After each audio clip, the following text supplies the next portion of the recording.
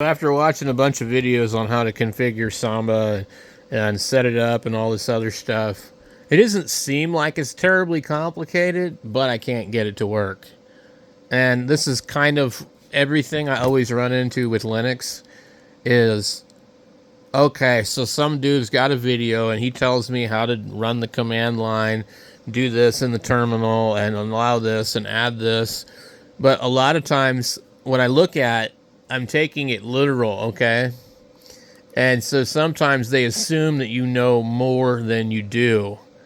And like, for example, let me show you right here where there's a problem.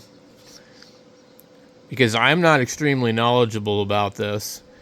This is how you would install Samba and then check to see where it's at. And all that's good and everything. But then, like, they show you setting it up. You need to type in this. Well, if you copy this right here like that, right?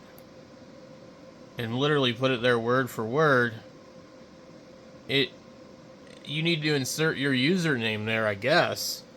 I think. And when I do that, it doesn't make a difference either way. I can copy it just like that, and it's unable to do anything with it.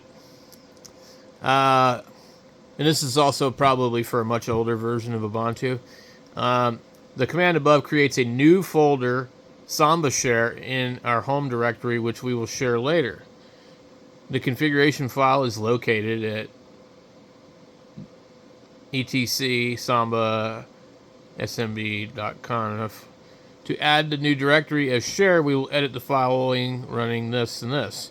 So anyway, the path is home username Samba share, but that you need to have like first of all, this doesn't work, okay, but you got to have that correctly.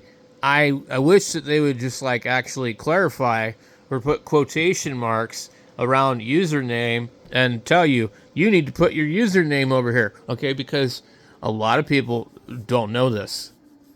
And I maybe you do put it like this. I don't know. I'm not experienced with this stuff, so I'm counting on tutorials and people on the internet to try and figure out how to do this crap. And so I can't read between the lines here. I'm just going to be very literal with it, and I'm going to copy what I see and hope it works. But it doesn't work. And so that's why Linux is really difficult for me. It's not for everybody, I would say. But I can't get Samba to install on this one or the other one. And I mean, one guy, Theo, made a really interesting one on how to do it, but it wasn't. I did everything, and it's not discoverable on any of my other computers.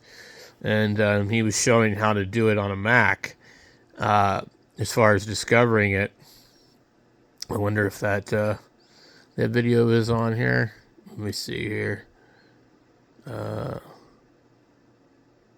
We got Theo's Tech Tips. Yeah, so I've watched videos from him before. Anyway, you see also he's using an old version. I don't know what version that is, but it's an old one. Anyway.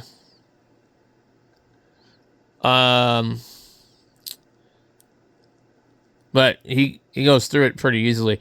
But I'm not seeing my server on my network at all. Period. So I can't connect to it.